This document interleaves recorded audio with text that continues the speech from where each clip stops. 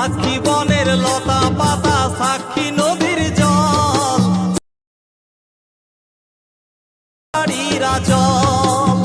সাক্ষী রাখে কথা দিছি